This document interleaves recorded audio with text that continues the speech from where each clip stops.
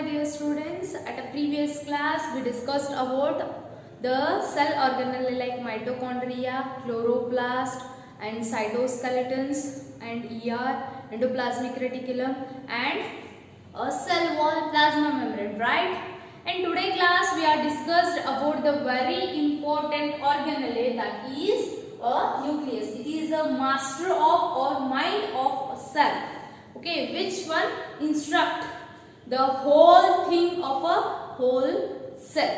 Understood? And this nucleus, which is firstly discovered by Robert Bourne, and next these material inside nucleus changed by Fleming and named as chromatin. Firstly, the nucleus which is described or discovered by the Robert Brown.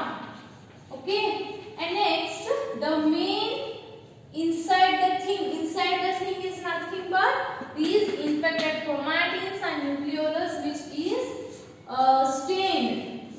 is stained by Fleming. Okay, and these Fleming named as inside it is called as chromatin. ಇದನ್ನ Fleming ನಾವೇನ್ ಮಾಡಿದ್ರು ಒಳಗಿನ ಏನೇನು material ಐತಲ್ಲ chromatin DNA ಏನ್ ಮಾಡಿದ stain ಮಾಡಿ ಈ ಫ್ಲೆಮಿಂಗ್ ಸ್ಟೇನ್ ಮಾಡಿದ್ಮೇಲೆ ಆ ಮಟೀರಿಯಲ್ ನಮಗೆ ಕಾಣಿಸಿದ ಕೌಂಟ್ ಏನಂತ ಹೆಸರಿಟ್ರಿ ಅದಕ್ಕೆ ಕ್ರೋಮ್ಯಾಟಿನ್ ಅಂತ ಹೆಸರಿಟ್ಟ. Understood? And these nucleus which is member ಅಂದ್ರೆ which is covered by a nuclear membrane and these have a discontinuous membrane, and between these two nuclear membranes some pore is present, that is nuclear and pore. And what is the main function of this nuclear pore? ಎದಕ್ಕೆ help ಆಗುತ್ತೆ ಅಂತಂದ್ರೆ which permit the transport of RNA and proteins, which is allow the main proteins, RNAs and understood. And next the nucleolus mainly which is help to synthesize RNA and some proteins. Understood? And not the least the chromatin. Mainly these chromatin is chromatin ಒಳಗೆ ಏನಿರುತ್ತೆ main genetic material that is nothing but DNA. DNA ಅಂತಂದ್ರೇನ್ರಿ deoxy ribo nucleic acid ಇದೇನ್ರಿ main genetic material. Okay, ಇದು pentose sugar ದಿಂದ ಆಗಿರುತ್ತೆ. ಈ DNA ಒಳಗೆ ಏನಾಗಿರ್ತಾವ ನಾವು jeans, chromosomes ಎಲ್ಲಾ ಜೆನೆಟಿಕ್ ಮಟೀರಿಯಲ್ ಏನಾಗಿರುತ್ತೆ ವರ್ಣತಂತು ಅಂತಿರಲ್ಲ, ಆ ವರ್ಣತಂತು ಇದರೊಳಗೆ ಏನಾಗಿರ್ತೈತಿ ಇನ್ವಾಲ್ವ್ ಇರ್ತೈತಿ. ಅಂಡ್ ಯಾವಾಗ ಸೆಲ್ ಡಿವಿಷನ್ ಕೋಶ ವಿಭಜನೆ ಆಗ್ತಿತ್ರಲ್ಲ ಇದ ಕ್ರೋಮ್ಯಾಟಿನ್ ಏನಾಗ್ತೈತಿ ಅಂತಂದ್ರ ಈ ಕ್ರೋಮ್ಯಾಟಿನ್ ಇಂದ ಏನಾಗ್ತೈತಿ ಕಂಡೆನ್ಸ್ ಆಗ್ತೈತಿ. ಕಂಡೆನ್ಸ್ ಆಗಿ ಏನ್ ಫಾರ್ಮೇಷನ್ ಮಾಡ್ತೈತಪ್ಪ ಅಂತಂದ್ರ ಕ್ರೋಮೋಸೋಮ್ ಫಾರ್ಮ್ ಮಾಡ್ತೈತಿ. ಕ್ರೋಮೋಸೋಮ್ ಹೆಂಗಿರುತ್ತಪ್ಪ ಅಂತಂದ್ರ ಇಲ್ಲ ನೋಡಿ, ಎರಡು ಸಿಸ್ಟರ್ ಕ್ರೋಮ್ಯಾಟ್ ಇರ್ತಾವೆ, ಒಂದು ಕೈನೆಟೋಕೋರ್ ಇರುತ್ತೆ, ಸೆಂಟ್ರೋಮಿಯರ್ ಇರುತ್ತೆ.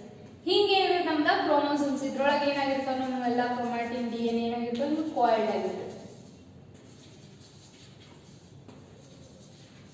ನೋಡಿ ಇದಕ್ಕೆ ಏನಂತೀವಿ ನಾವು ಸೆಂಟ್ರೋಮಿಯರ್ ಅಂತೀವಿ. ಈ ಡಯಾಗ್ರಾಮ್ ಅನ್ನು ಬಹಳ ಸಲ ಕೇಳ್ಯಾರ ಸೆಂಟ್ರೋಮಿಯರ್. ಅಂಡ್ ಇವ್ ಹೆಡ್ಲೈಟ್ ಇವ್ ಮ್ಯಾಲಿನ ಪೋರ್ಷನ್ ಏನಂತೀವಿ ನಾವು ಸೆಟಲೈಟ್. ಸೆಟಲೈಟ್ಸ್ ಆಮೇಲೆ ಇದ್ರೊಳಗೆ ಇರ್ತೈತಿ ಅದಕ್ಕೆ ಏನಂತೀವಿ ನಾವು ಕ್ರೋಮ್ಯಾಟಿನ್. ಅಂಡ್ ಈ ಕ್ರೋಮ್ಯಾಟಿನ್ ಒಳಗ ಟೂ ಟೈಪ್, ಡಾರ್ಕ್ ಇದ್ದಕ್ಕೆ ಏನಂತೀವಿ ನಾವು ಹೆಟೆರೋ ಮಾಡಿದೀವಿ ಬೇಡ ಜಸ್ಟ್ ಕ್ರೋಮ್ಯಾಟಿನ್. ಅಂಡ್ ನೆಕ್ಸ್ಟ್ ಇವೆರಡಕ್ಕೂ ಏನಂತೀವಿ ನಾವು ಕ್ರೋಮ್ಯಾಟಿಡ್ ಅಂತೀವಿ. ಕ್ರೋಮ್ಯಾಟಿಡ್ ನೋಡು, ಇದು ಸಿಂಗಲ್ ಇತ್ತಂದ್ರ ಇದಕ್ಕ ಕ್ರೋಮ್ಯಾಟಿಡ್ ಅಂತೀವಿ. ಎಲ್ಲಾ ಕೂಡಿದಕ್ಕೆ ಏನಂತೀವಿ ನಾವು ಕ್ರೋಮೋಸೋಮ್ ಅಂತೀವಿ. ಇದೆಲ್ಲಾ ಕೂಡಿದಕ್ಕೆ ಏನಂತೀವಿ ಕ್ರೋಮೋಸೋಮ್ ಅಂತೀವಿ. ಸಿಂಗಲ್ ಇತ್ತಂದ್ರ ಕ್ರೋಮ್ಯಾಟಿಡ್, ಸಿಸ್ಟರ್ ಕ್ರೋಮ್ಯಾಟಿಡ್ಸ್ ಅಂತ ಕರಿತೀವಿ. ಓಕೆ, ಅಂಡ್ ಈಸ್ ಕ್ರೋಮ್ಯಾಟಿನ್ ಒಳಗ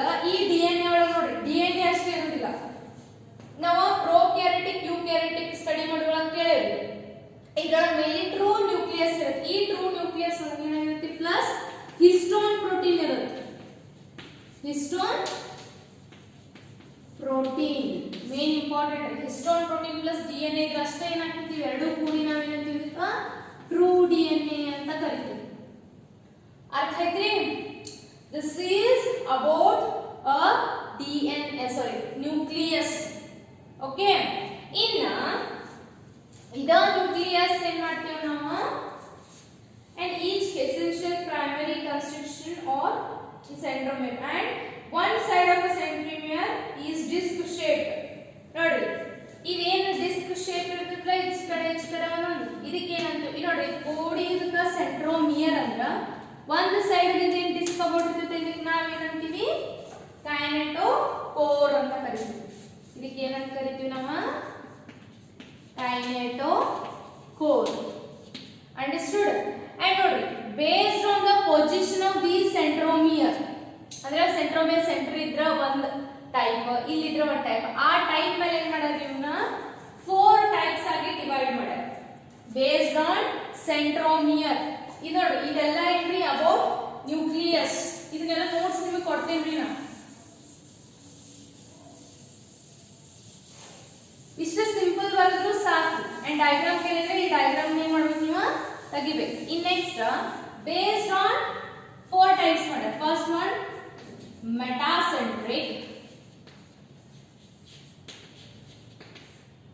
ಮೆಟಾಸೆಂಟ್ರಿಕ್, ಕ್ರೋಮೋಸೋಮ್. ಇದ ಬಹಳ ಇಂಪಾರ್ಟೆಂಟ್ ರೀ, ಇದು ಎಕ್ಸಾಮ್ ಬಿದ್ದ ಬರ್ತದೆ. ಏನ್ರಿ, based on centromere the types of chromosomes ಇವು. First one, next submetacentric chromosome, very important reason. Next, metacentric, submetacentric,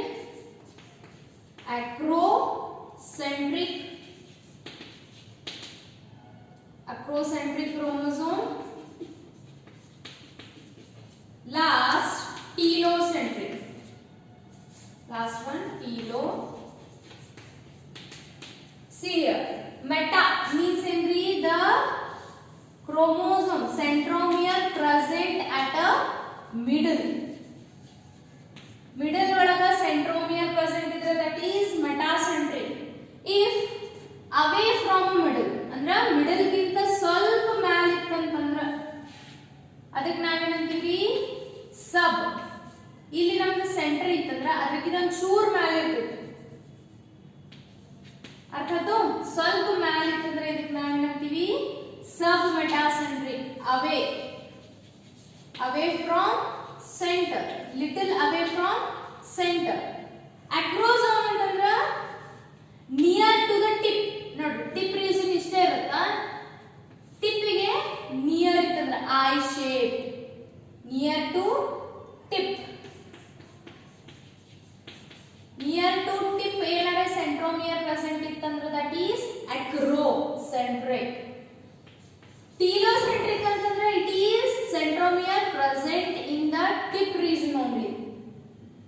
That type we called as telocentric, present at a tip region.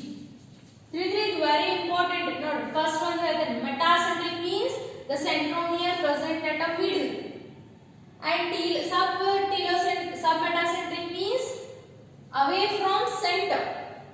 This is little away from center. That type of centromere we call as submetacentric. And acrocentric means near to the tip. The centromere present ittandre that is acrocentric. Last one, the centromere present at the tip only, it is called as, we called as what? The telocentric. This is very important. Nucleus is the very important. First in ಕಂಡುಹಿಡಿದವರು Robert Brown. ಅದಕ್ಕೆ chromatin stain ಮಾಡಿದವ Flemming, ಅದನ್ನ ಹೆಸರು ಹೇಳಿದವ ಅವನ.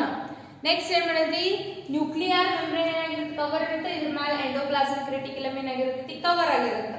ಆಮೇಲೆ inside nucleoplasm, liquid of nucleus ಏನಂತೀವಿ ನಾವು, nucleoplasm. ಈ ನ್ಯೂಕ್ಲಿಯೋಪ್ಲಾಸಮ್ ಒಳಗೆ ಏನಿರ್ತೈತಪ್ಪ ನಮ್ಗೆ, ನ್ಯೂಕ್ಲಿಯೋಲಸ್ ಕ್ರೊಮ್ಯಾಟಿನ್ ಇರ್ತೈತಿ. ಈ ನ್ಯೂಕ್ಲಿಯೋಲಸ್ ಏನಾಗಿರ್ತೈತಿ, ಡಾರ್ಕ್ ಸ್ಟ್ರೇನ್ ನಡೆಯಿರ್ತೈತಿ. ಈ ಡಾರ್ಕ್ ಸ್ಟ್ರೇನ್ ಒಳಗ ಹಿಟ್ರೋಸೈಟ್ ಸೆಲ್ಸ್ ಇರ್ತಾವ, ಹೋಮೋಸೈಟ್ ಸೆಲ್ಸ್ ಇರ್ತಾವ. Okay, due to based on the staining ಮೇಲೆ. ಓಕೆ,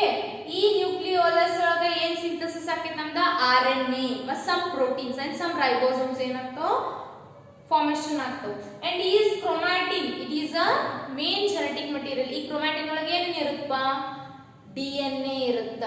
ಈ DNA ಒಳಗೆ ಏನಿರುತ್ತೆ, ಎದರಿಂದ ಆಗಿರುತ್ತೆ, ಹಿಸ್ಟೋಪ್ರೋಟೀನ್ ಮತ್ತು ನಾನ್ ಹಿಸ್ಟೋಪ್ರೋಟೀನ್ ಇಂದ ಫಾರ್ಮ್ ಆಗಿರುತ್ತ. ಆಮೇಲೆ ಈ ಕ್ರೊಮ್ಯಾಟಿನ್ ಸೆಲ್ ಡಿವಿಷನ್ ಆಗುವಾಗ ಏನಾಗಿರ್ತೈತಿ, ಕಂಡೆನ್ಸ್ ಆಗಿರ್ತೈತಿ. ಅಂಡ್ ದೆನ್ ಕಂಡೆನ್ಸೇಷನ್ ದಿಂದ ಕ್ರೋಮೋಸೋಮ್ಸ್ ಫಾರ್ಮ್ ಆಗ್ತಾವ. ಅಂಡ್ ಒನ್ ಹ್ಯೂಮನ್ ಬಾಡಿ ಒಳಗೆ ಎಷ್ಟು ಕ್ರೋಮೋಸೋಮ್ಸ್ ಇರ್ತಾವ ಅಂದ್ರಪ್ಪ, 46 ಕ್ರೋಮೋಸೋಮ್ಸ್ ಇರ್ತಾವು. ಅಂಡ್ ಎಷ್ಟು ಪೇರ್ಡ್ ಆಗಿರ್ತಾವ ಅಂದ್ರೆ 23 ಪೇರ್ಸ್. ಅಂಡ್ 23 ಇದು ಎಷ್ಟಿರ್ತಾವ, 2 ಸೆಟ್ ಇರ್ತಾವ. ಅದಕ್ಕೆ ಈಗ 46 ಕ್ರೋಮೋಸೋಮ್ಸ್. ಅರ್ಥ ಆತ್ರಿ? ಒಂದ್ ಸೆಟ್ ಮದರ್ ದಿಂದ ಬಂದಿರ್ತೈತಿ, ಇನ್ನೊಂದ್ ಸೆಟ್ ಫಾದರ್ ದಿಂದ ಬಂದಿರ್ತೈತಿ. ಎರಡೂ ಕೂಡಿ ಚಿಲ್ಡ್ರನ್ ಒಳಗ 46 ಕ್ರೋಮೋಸೋಮ್. ತಂದೆಯಿಂದ 23 ಬರ್ತಾವ, ತಾಯಿಯಿಂದ 23 ಬರ್ತಾವ. ಎರಡೂ ಕೂಡಿ 46 ಕ್ರೋಮೋಸೋಮ್ ಚಿಲ್ಡ್ರನ್ಸ್ ಒಳಗೆ ಇರ್ತಾವ. ಅಂದ್ರೆ ಹ್ಯೂಮನ್ಸ್ ಒಳಗ 46 ಕ್ರೋಮೋಸೋಮ್ಸ್ ಏನಾಗಿರ್ತಾವ, ಪ್ರೆಸೆಂಟ್ ಇರ್ತಾವ. ಓಕೆ, ಅದ ಕ್ರೋಮೋಸೋಮ್ ಸ್ಟ್ರಕ್ಚರ್ ನೋಡ್ರಿ. ಆ ಕ್ರೋಮೋಸೋಮ್ ಒಳಗ ಸೆಂಟ್ರೋಮಿಯರ್ ಮೇಲೆ ಏನ್ ಮಾಡಿದವ, ಇವನ್ನ 4 ಟೈಪ್ಸ್ ಆಗಿ ಡಿವೈಡ್ ಮಾಡೇವಿ. 4 ಟೈಪ್ಸ್ ಒಳಗ metacentric, sub metacentric, ಎಕ್ರೋಸೆಂಟ್ರಿಕ್, ಟೀಲೋಸೆಂಟ್ರಿಕ್. and this is about today class. and if you have any doubts, nodi, if you have any doubts please comment. Okay, if you have any doubts please respond, and if you have any clarifications you can contact. Okay.